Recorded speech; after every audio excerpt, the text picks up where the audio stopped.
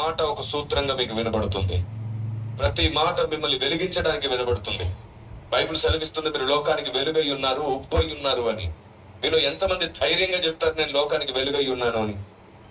సరే, నేను ఒక 4 లక్షణాలు చెప్తాను. వెలుగై ఉండేవారి లక్షణం: 1, వెలుగు ఫలం. ఎప్పుడు అనేకుల్ని వెలిగిస్తూ ఉంటాం మనం.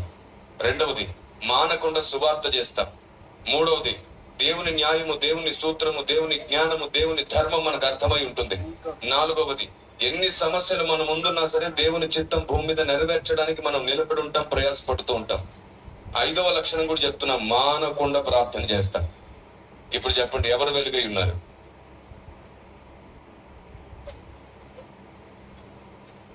సంఘం సిద్ధపడుతుంది అనే ఓ భ్రమ ఇంకా మనలోనే ఉంది. సంఘ సిద్ధపాటుకు ఇదిగో దేవుడు చెప్పిన ఆలోచన, దేవుని తలంపు ఏమిటో తెలుసా? దైవ చిత్తానుసారమైన మర్మము, దైవ చిత్తానుసారమైన జ్ఞానం తెలుసుకోండి. మీలో ప్రార్థన దాహం ఆత్మదేవుడే పుట్టిస్తాడు. ఎవరికి దేవుని గూర్చి తెలుసుకోవాలని ఉంటుందో వారు దేవునితో సమయం గడుపుతారు. అందుకే రాయబడింది, నాకు మొరపెట్టుము, నేను నీకు నిగూఢ సంగతులను తెలియజేస్తానని.